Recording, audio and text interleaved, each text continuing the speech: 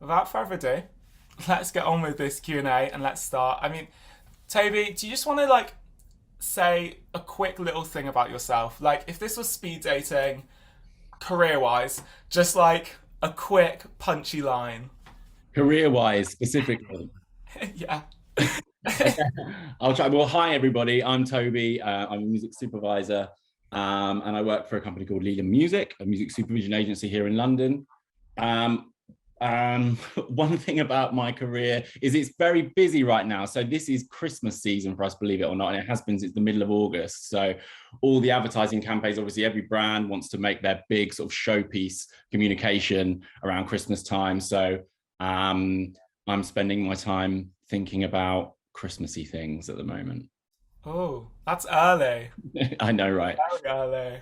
So are you having to listen to, I guess, Christmas music now, or are you starting to liaise with artists about that? Like, what Well, I mean, Christmas?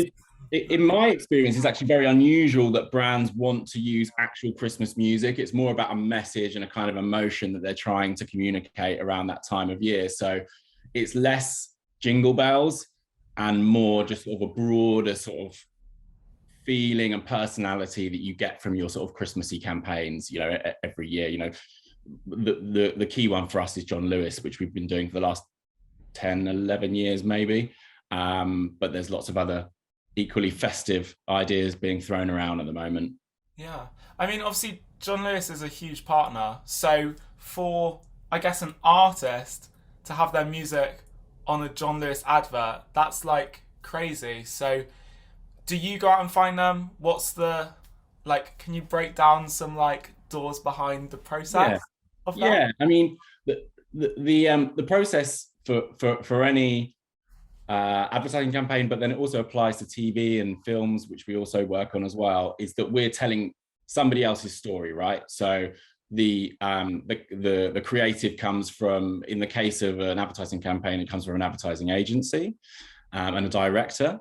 And then we're hired to help them tell their story through music. So that might be finding the perfect song or finding the perfect artist to perform that song or creating an original piece of music. And that could be, a traditional song that's been built with lyrics, or it could be more a kind of like film score style accompaniment to a visual.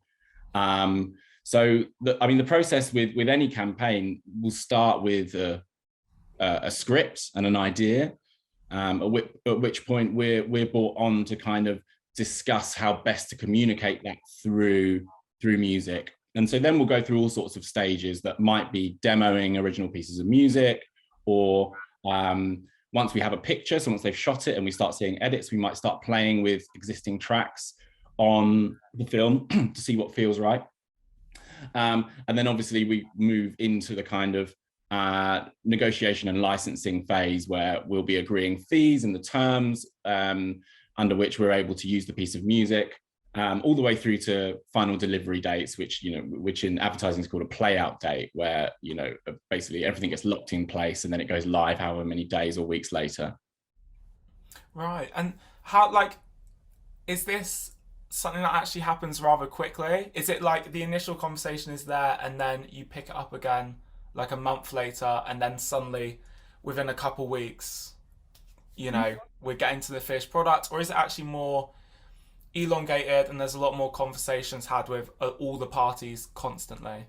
I mean, it comes in all sorts of shapes and sizes, really. So, I mean, our preference, my preference as a music supervisor is to be brought on very early to a project, even before the script stage, when we're really just talking about concepts.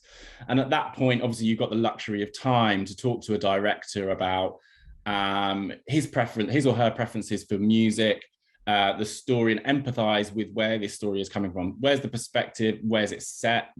Is it set in a particular era or a particular place? And how does that play into music choice?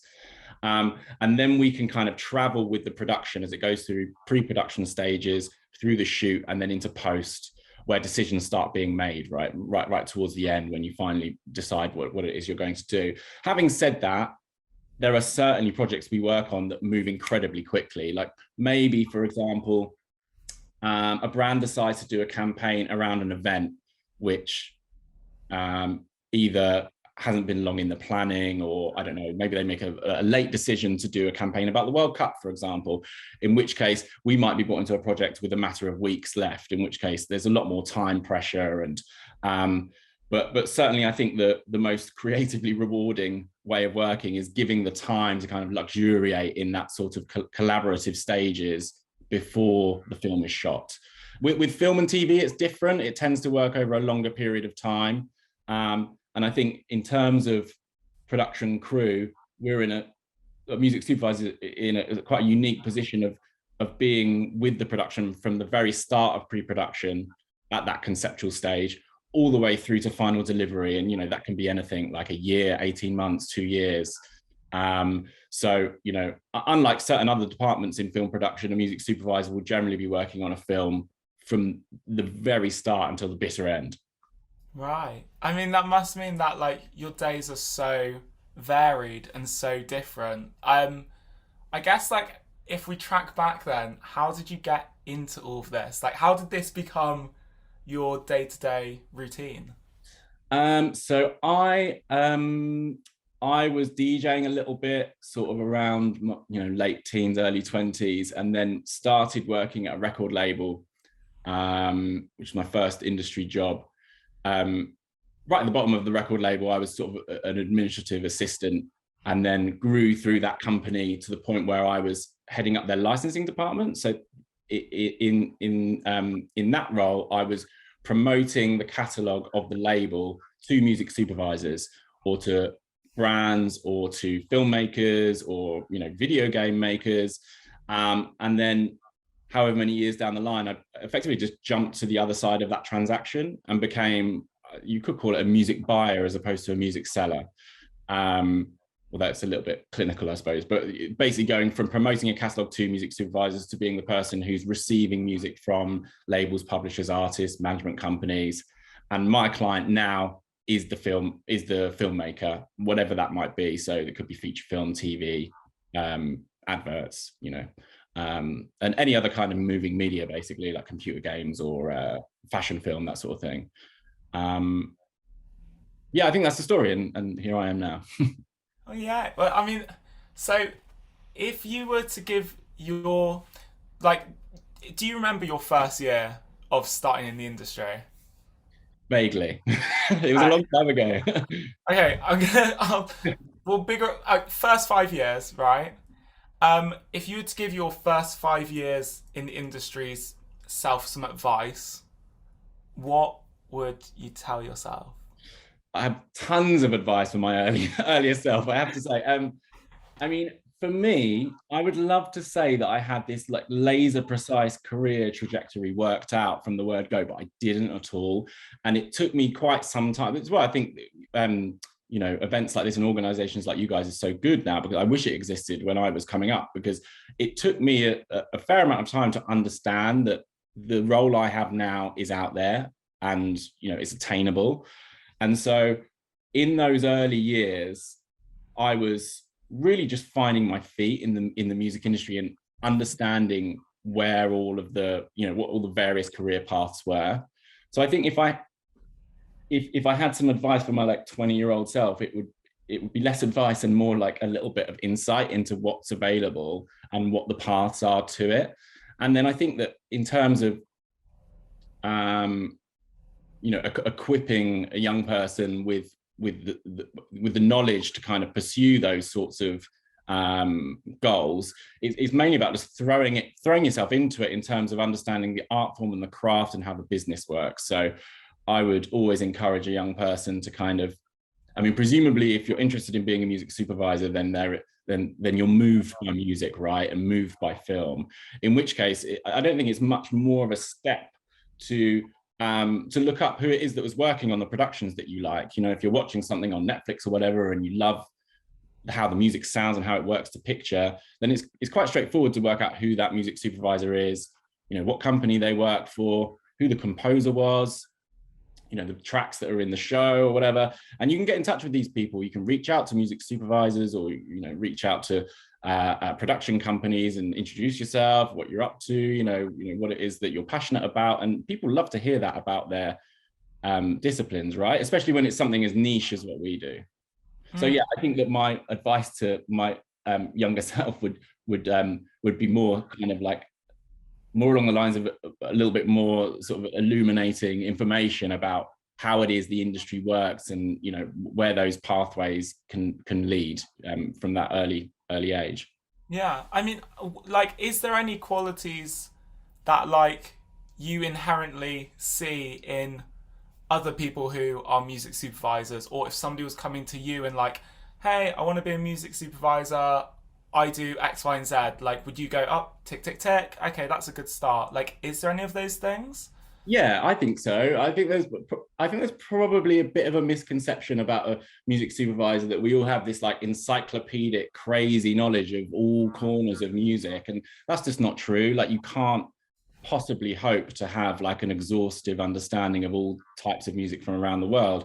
I think there are two quite like human qualities that are really important, and that's empathy, because you're telling a story that is somebody else's story, right? You need to be able to connect with it, understand it, and then be able to communicate from that starting point. And then also a sort of I suppose you'd call it like a researcher's instinct, that kind of impulse that if you hear something and don't understand it, that you have this just innate need to work out, to understand it, and explore that sound wherever it's come from. And I think those are two things which are maybe difficult to teach, and it's more of an innate thing that a person might have. And I think that if you're starting with those two qualities, then you're in really good shape. Yeah, that's amazing. I mean, so you did touch on this a little bit, and I just don't know if you had any more on it, but like myths about your job, like, can you maybe share with us any myths that you just know about, like, that about your job and that people seem to assume, and that it's the complete opposite? I think that's the main one is probably, actually, I don't know whether there are very many myths about music supervision, because I don't think it's a particularly well-known role. And so I find myself having to explain my job a lot to like my parents still, still don't really understand what it is that I'm doing. And I suppose the assumption from their point of view is that I'm sitting and listening to music all day long. And like, there is a lot more variety in the role. That's definitely part of it. Of course, like it's a music supervisor is only as strong as their understanding of the music that's available in the world and the people that are creating it. But then at the same time, there is another side to the job, which is far more kind of logistical, managing budgets, managing schedules and timelines, and making sure that everything, that all music elements in a film production or an ad or whatever it is, are delivered on time and on budget, and all the paperwork and contracts. You're dealing with copyright law, of course. So there's the side of the job which is a lot more kind of logistical. But to me, that's that's the side of the job that I really enjoy. And so that combination of the creative side and then the more sort of administrative, if you like, is sort of a better rounded understanding of the role, rather than just sort of clicking through Spotify all day. Yeah, I was gonna say, like, it does actually show a whole different light onto actually what, like, those admin sides of the role, like, that does, I guess, make up the bread and butter of the 9 to 5, if it is that. I mean, where, like, I'm gonna touch on some now before I touch on some little highlights that I'm gonna ask you about, little highlights in the career. Where do you get your music? Where do you find it? You said that obviously a lot of labels and stuff will approach and send it to you, but do you still go back to your roots? Do you click Spotify? Yes, yeah, all of the above, really. I mean, like any other music fan, so all the places that everybody gets their music from, like there's certain online magazines, or Spotify is an amazing tool, I have to say.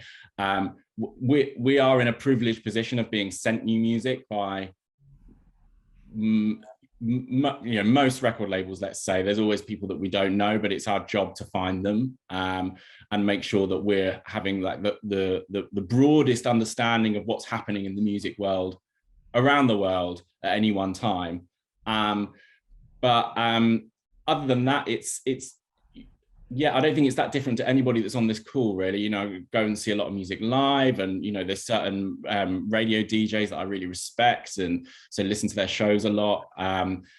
Just with that extra layer that I get from the role in my profession, which is, you know, connections with artist managers, artists as well, publishers, labels, all sorts of companies that represent or create music. And so, yeah, it's important for me to like maintain relationships with all of those places, because ultimately, as I said earlier, it's impossible to have like a universal understanding of all the music that's out there. And so a music supervisor is only as strong as their network, right? And so making those relationships with the people that look after those particularly like speciality forms of music, you know, quite often a brief will arrive with me and it's a kind of music which I have no familiarity with. And so it's then my role to go to the experts and become educated so that I can go back to my client and then talk with authority on that subject.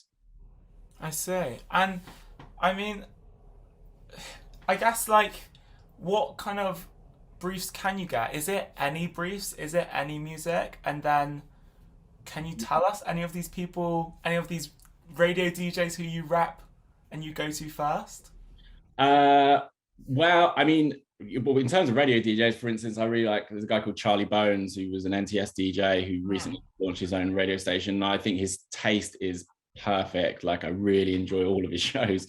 And I've Shazammed an awful lot of tracks that he's played. So, and sorry, what was the other question, Ricardo?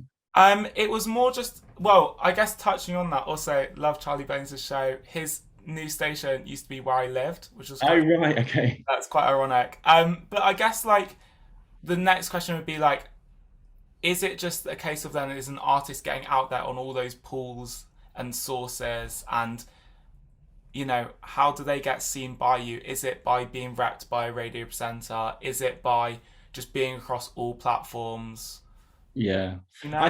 I think it reflects really like the how diverse the roots are into becoming into accelerating any music career. You know, like I think that maybe there was an era, however many decades ago, where there was quite a defined plot towards becoming a successful artist, right? And now I think there's so many different ways of doing that, and that's reflected in the way that we find our artists.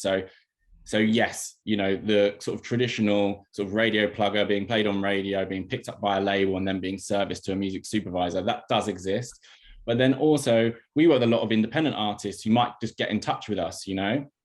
And again, it's part of my role to have my ears and eyes open for those artists that are getting in touch. We get a lot of emails from people who are creating music, are interested in maybe like creating something to brief or creating something to picture or scoring a film or whatever it might be. And so for anyone that's, you know, got that kind of interest in getting their music involved with sync, I'd recommend getting in touch with music supervisors, because more often than not, there will be one attached to any moving media production, adverts, TV or film. And while it's the decision making in anything like that is always very collaborative, there's a lot of people involved. You know, there's us, and then there's our client, the advertising agency, then there's a director, and then there's a brand at the very top, you know.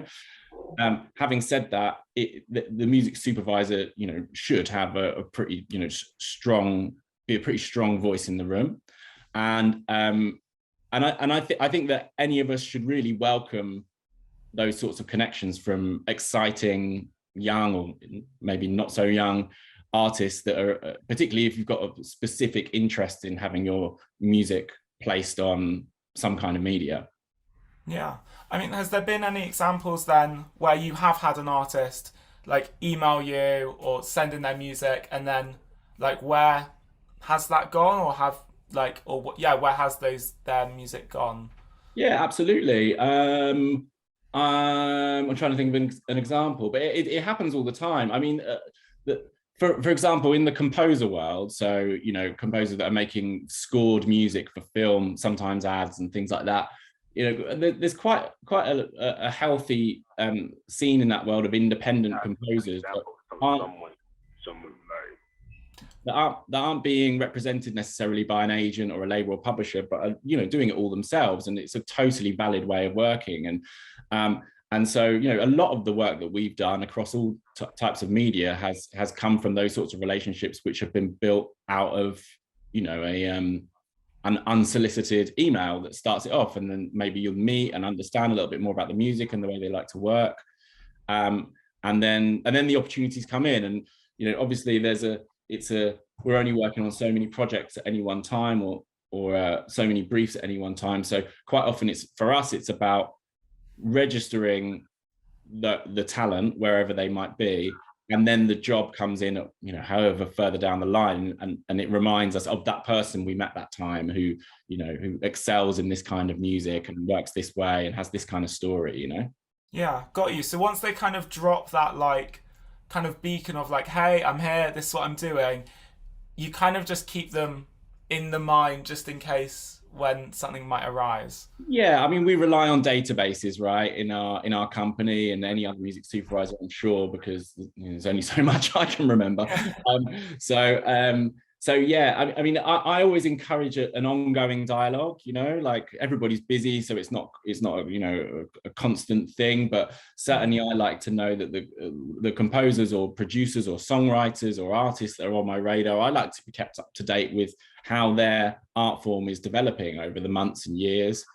So I always encourage that kind of, it's a relationship, and until that moment comes along where the brief lands and it's perfect and it feels right. And there's other things to factor in as well, like obviously we're looking for great musicians or great producers or songwriters, but there is another dimension to the discipline with film and TV and advertising, in terms of the process, in terms of, again, it's that empathy thing.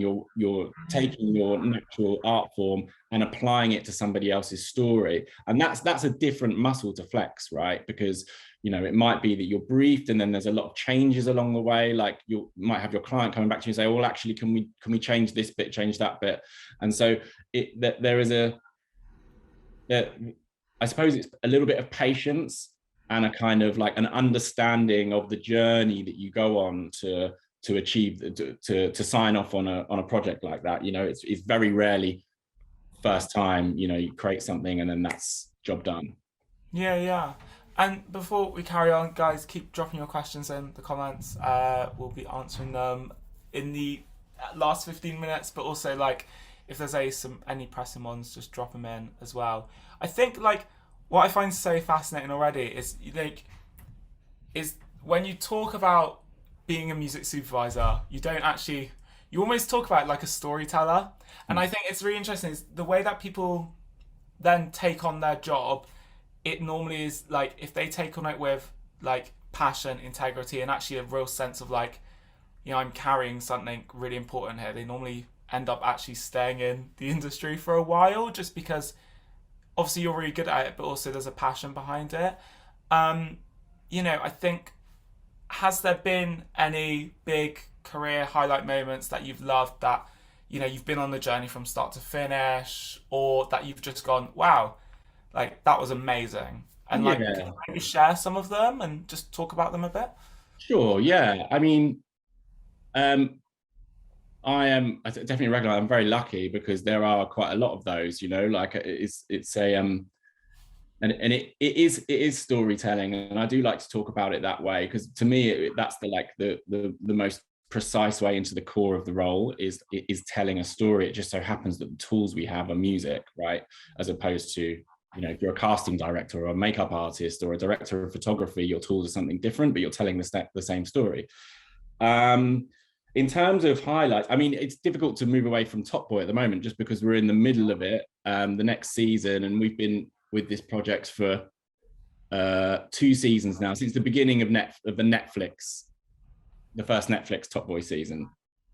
And I was a fan of this show when in the old seasons, the Channel 4 seasons, and so to have an opportunity to contribute to this now is an honor, absolutely. And it's so proud of where, you know, I'm a Londoner. I'm so proud of how proud the show is of where it's from and the stories it's telling. I think it's culturally a really important show, and it's great entertainment as well. And so, yeah, I mean, I'm still pinching myself, and it's like, what, 3 or 4 years into working on this show.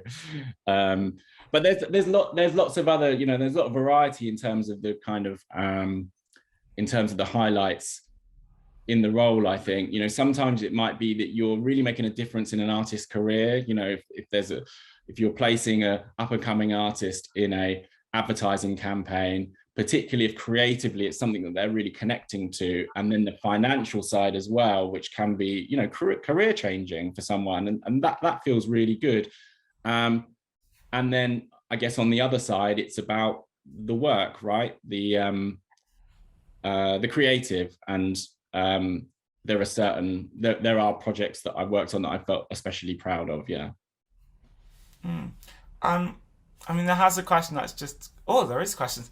Okay, there's loads of questions coming in. I'll just say this last thing, because Top Boy is really interesting, because I interviewed some artists, some emerging artists who got their music on Top Boy, and that was like their first kind of way in. They were called To You For You. Love them. Oh yeah. Okay. Yeah. And like, I remember talking to them, and they were like, "Yeah, it was crazy. Like, it was our first kind of way in, and that's what kind of took our career to a whole nother level." I think, like, you know, now with Top Boy, like, because every season the music does somewhat change that little bit. Obviously, it changes the narrative, but also who you're able to bring in, and how much you're able to bring that music influence from emerging to non-emerging. I mean, what is kind of like the sound looking like now, and are you always in your head thinking, how can we make that better? How can we change it?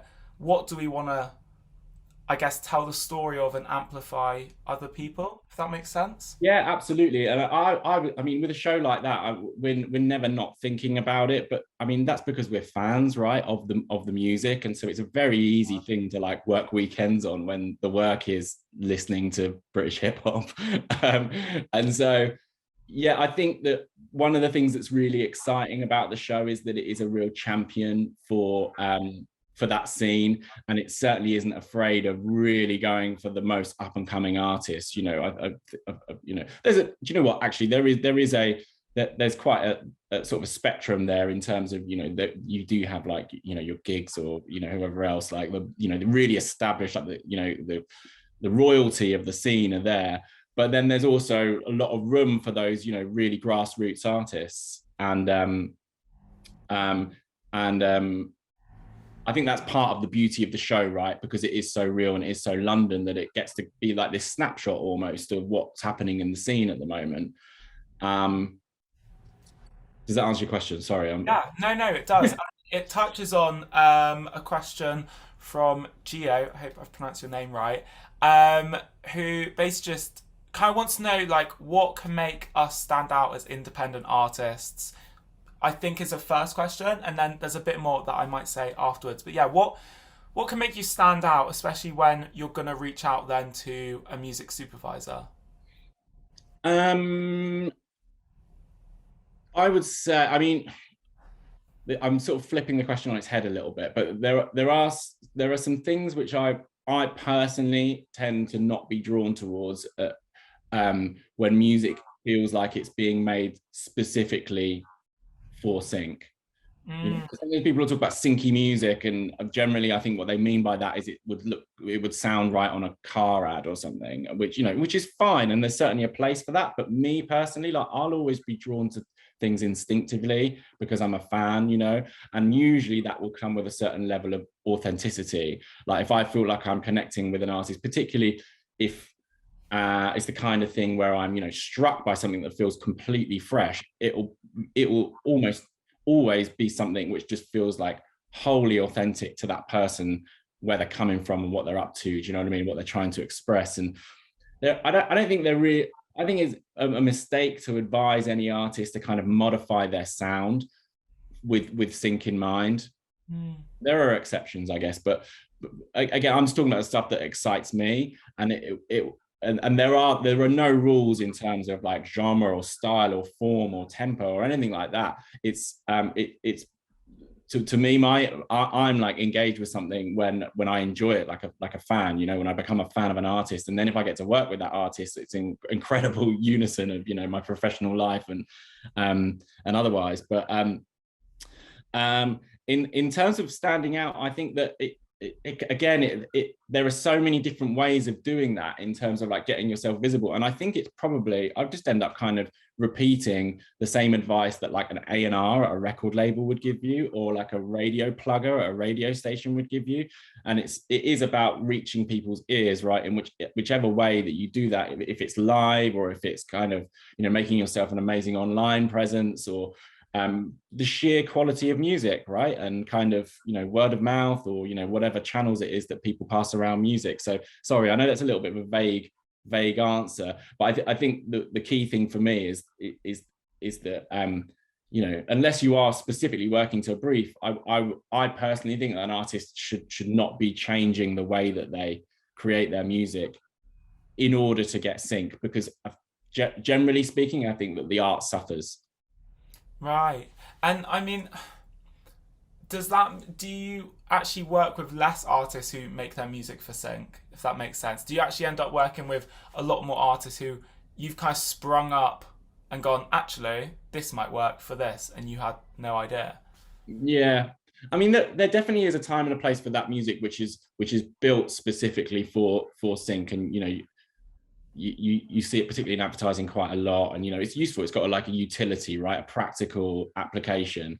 But personally, I think that the most exciting stuff comes from, let's say I'm working on a project that's looking for an electronic score, right? So I think the most exciting thing to do in that situation is go to the artist who is creating that music naturally as just a natural artistic output, and then you know, work with them, collaborate with them on creating something specifically to brief and to the picture. And I think it's, you know, generally that's what our clients want to hear, that we are kind of like, you know, whatever it is that they're interested in the music landscape, that we're aiming at the people who are naturally in that space.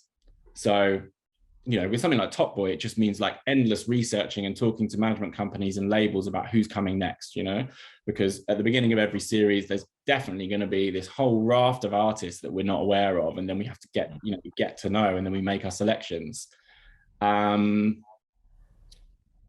So yeah. Yeah. And I mean, so another question, this comes from Katie. Would you recommend independent artists looking for an agency to represent them rather than reaching out to music supervisors directly? That's a really good question. And yes, that is definitely a path that an independent artist can take. So there's another role, which is called a sync agent. And there's a few of them in London and, you know, around the world. And their job, generally speaking, is that they pick up catalogs, or they pick up artists who otherwise may not have the representation in the sync world, and then they pitch them as if they were their label. So it's a sync rep's job to be in touch with all the music supervisors and all the advertising producers and all of the, you know, directors, and then they'll have a roster of artists from wherever they come from, or maybe labels, and then they'll pitch on behalf of the people that have created it, or, you know, the label, the original label. It's a really great way to get your sort of like your foot in the door in terms of sync. I think it just depends on what do you want to spend your time doing. You know, it's a bit like a record label, I guess, in a sense.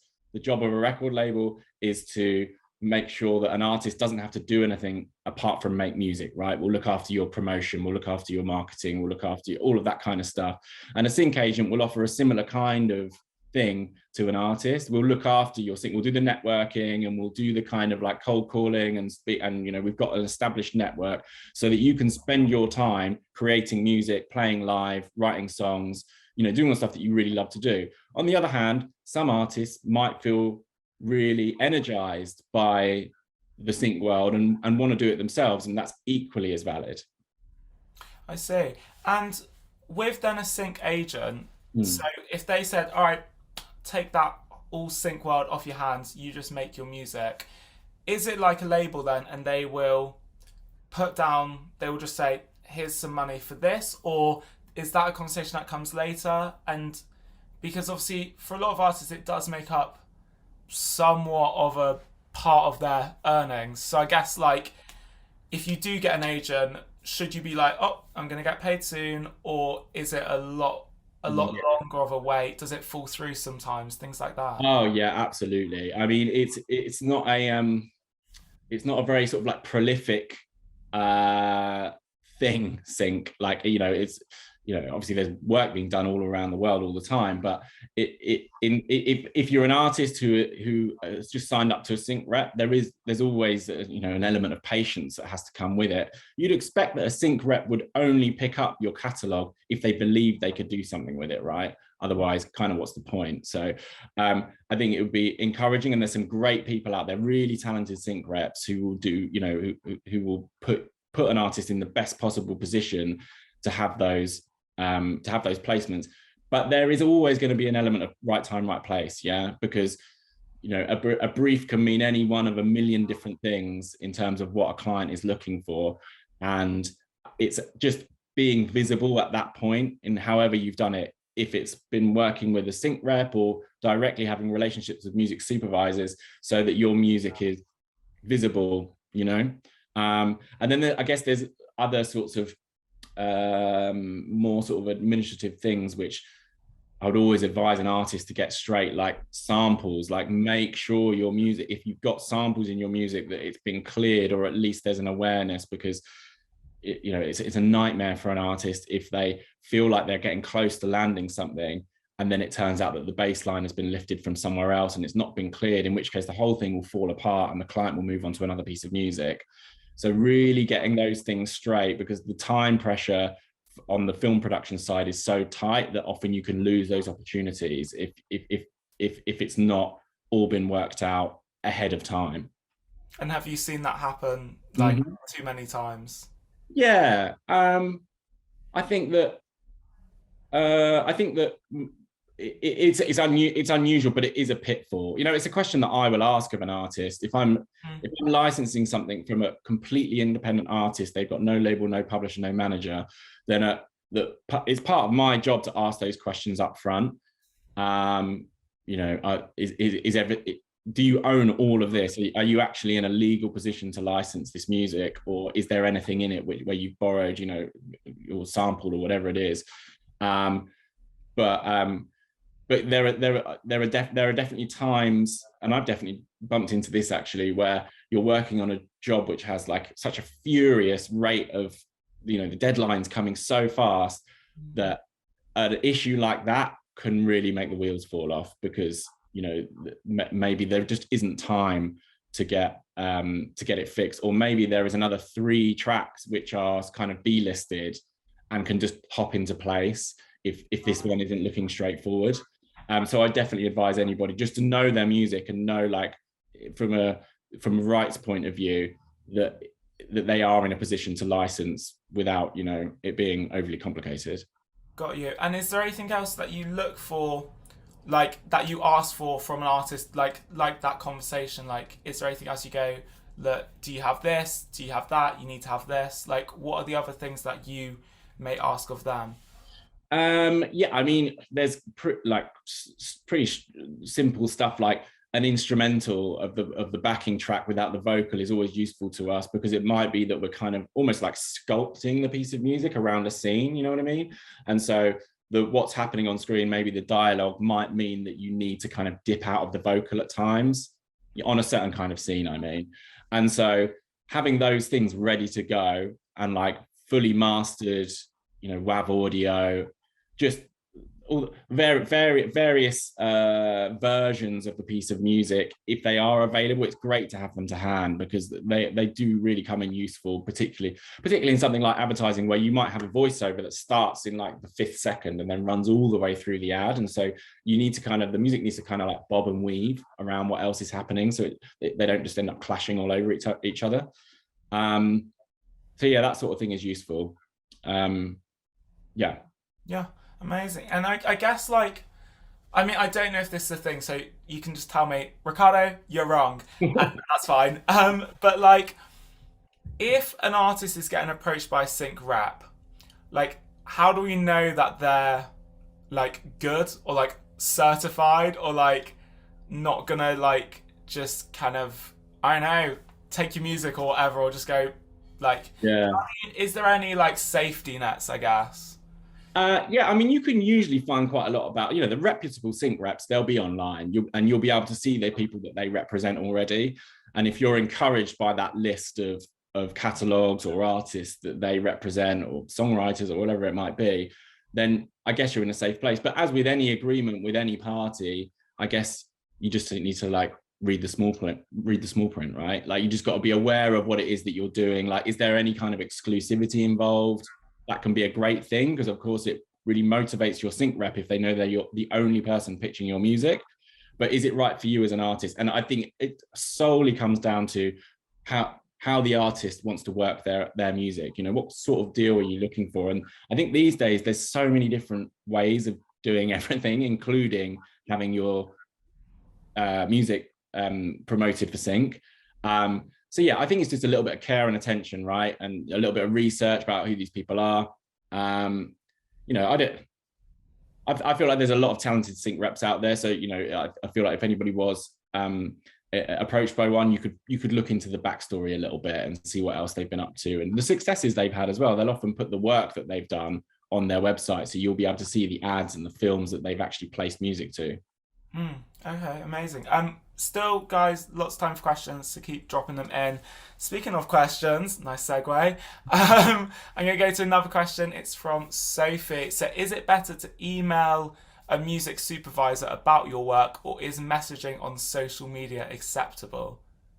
I think it depends who you ask. It depends which music supervisor. Obviously the traditional way is to email. I personally don't mind a social media message. I don't mind that at all. I think that's a really human thing, right?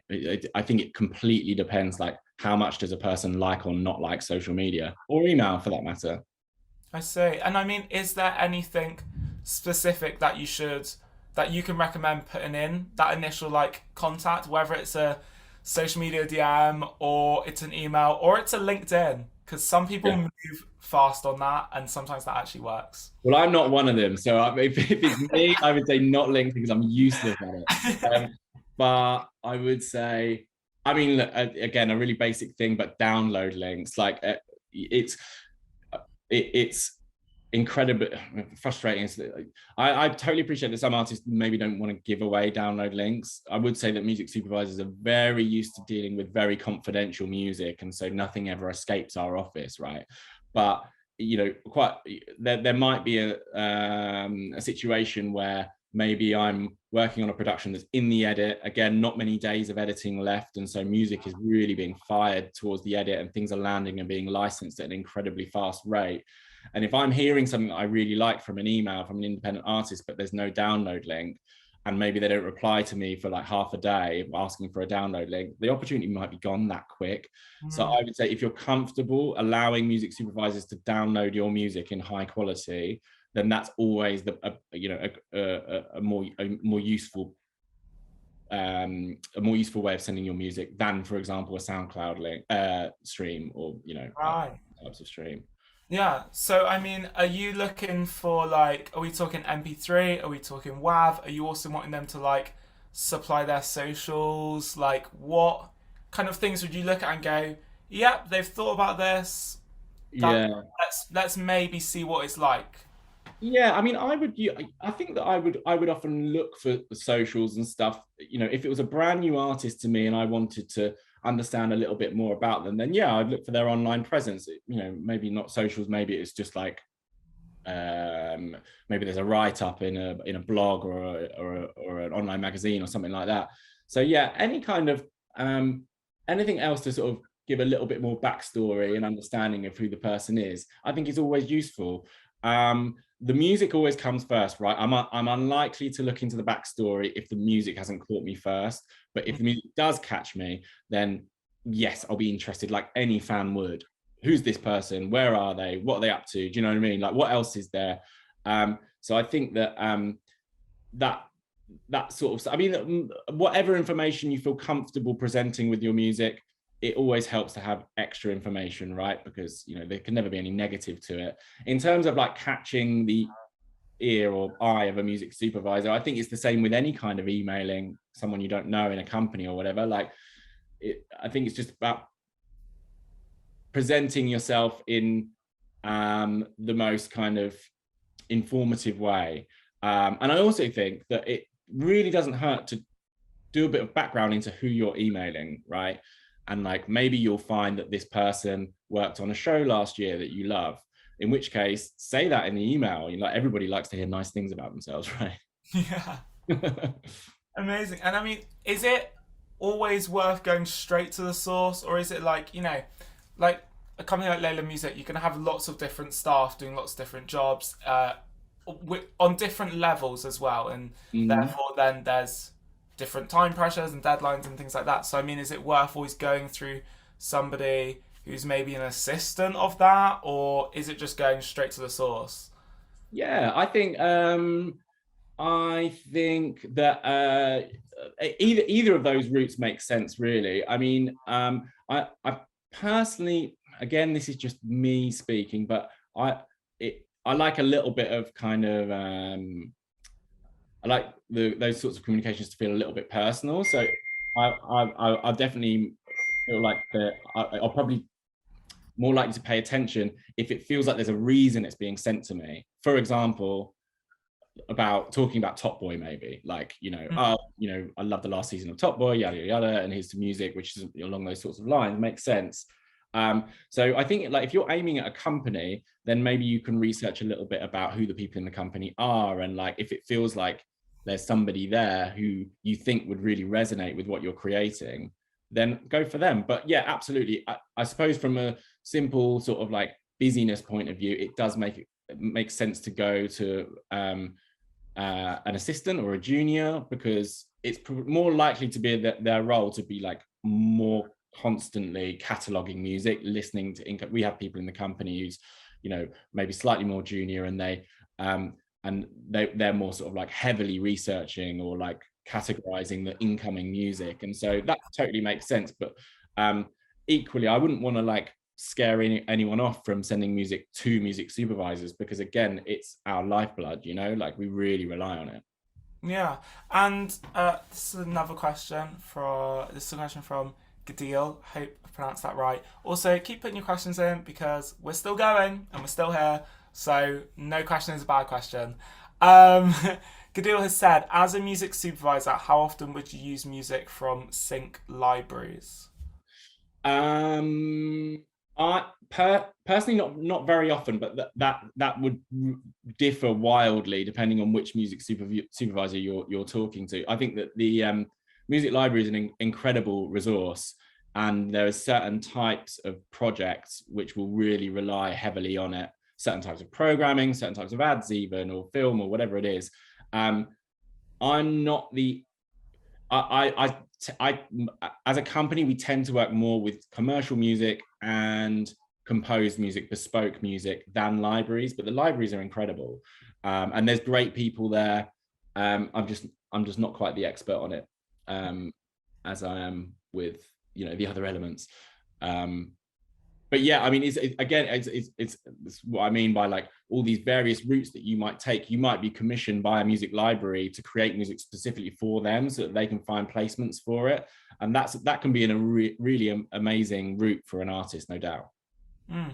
And like flipping that on the head from an artist to, you know, because there will be, and maybe there is, and hopefully, like, there's people who also want to get into being music supervisors as well. And I think, you know, I see, as like when I will be a radio presenter, there's certain organisations that I look at to see if they're always opening jobs, and there's also certain like sites that I see that are always showing up with loads of jobs. Youth Music, like, will send out an email regularly about like jobs and things coming up. So like a mailing list. So I was wondering, like, if you want to be a music supervisor or get into a label, and then work your way up to that. Is there really any places you should really have your eyes on, or is it more about asking somebody for a coffee, and then them letting you like drip feed it? Like, what's the way? Yeah, either of those, absolutely. I think there are, there's the usual places like the job boards, Music Business Worldwide, or Music Week, or wherever it might be. The Guild of Music Supervisors can be a really useful resource as well. I think that what you would be looking for is, yes, music supervision companies, and there are internships out there and things like that, or junior roles, kind of entry-level roles, definitely. But then, I mean, for example, my path was to come from the sync world, so from record labels, or publishers are equally as valid in terms of that route. So I think that if you're able to secure yourself like a junior role in a sync department at a label or a publisher, that's a great first step towards becoming a music supervisor, because you're learning the world that I work in, but just from the other side of the table, you know what I mean? And so through that, you'll meet music supervisors and get to know all the companies, understand what the landscape looks like. And so, yeah, I think any of those are, I think one of the sort of peculiarities of the role is that there are so many different ways, so many different sort of areas of interest where you can come into it. Like I personally come from records, and a couple of my colleagues come from publishing or management, or maybe they're musicians or producers. So that there's a lot of different disciplines which can sort of plug in really nicely into music supervision. Yeah, and I guess like, where do you see kind of the future of music sync and music like sync supervision going? And yeah, what do you see? Where do you see its impact like reaching? I guess in the future, near future, things like that. I mean, I don't know. I think that there's been a lot of change since like when I was a teenager. I think there was quite a lot of artists that I liked wouldn't have dreamed of putting their music in, particularly advertising. It was quite a stigmatized thing, and I think that as the sort of years have gone on, firstly, I think creatively, I think the quality of productions has really gone through the roof, and that's partly to do with the likes of Netflix and Amazon and so on, but then also in advertising as well. Like the ambition is so much higher, and then I also think that artists more often now see the possibility of sync as not only a financial reward, but also maybe another dimension to their creativity. Like not every single advert or brand is going to be perfect for every artist, and that's a given. But I think there are very few artists that I've had discussions about who wouldn't be interested in a certain type of communication, like if that's a film or a computer game even, or an advert with a particular brand that really suits their image. And so I'm an optimistic person, so I like to think that dynamic will just continue its steady sort of trajectory upwards, and that through that we'll just see more ambitious campaigns and more like creatively fulfilled artists by the places that they're syncing their music, so that it's looked less at as a transaction and more actually a collaboration. And that's certainly the stuff that I enjoy most, and I hope there's more of it. Yeah, oh, me too. Yeah, that really does unify things as well and bring it less transactional. I completely agree. Guys, last few minutes to chuck in your questions, by the way, so please do. I guess like we're wrapping up. I guess like, is there any other things that you've just learned over kind of your time within the whole music industry, and just things that you always maybe retell yourself just to keep yourself, I guess, kind of like grounded and grounded. Yeah. I'm not sure if this counts, but I do find that I find myself reminding myself quite regularly that this is my hobby, and it just turns out that I earn a living from it as well. And so it's making sure that I retain that kind of like that researcher's instinct, that I'm still excited about things that I don't understand, and I'm I'm not at a point yet where I feel like fatigued by that at all. And I think that if you are pursuing it, whichever role in the music industry, you know, there's a lot, you know, it's a very competitive market, and, you know, everybody works really hard, but I think that the energy is there because ultimately it's like a hobby, right? It's a passion, and it just happens to be the case that it applies to this profession. So yeah, maybe I'm just saying that I'm lucky. No, I think you're just like so honest and open about actually just like this has and always will be a passion, and Yeah, as long as it's a passion, it's how it just keeps you going and yeah, keeps, I guess, you not ever being like, okay, my job's done. That kind of sense. Like it's always like, okay, what's next? What can I do better? yeah, Improve on. Um, and I guess like that's come with time to learn that maybe. yeah, and it's kept me motivated, you know. And I certainly appreciate the fact that I'm blessed for that.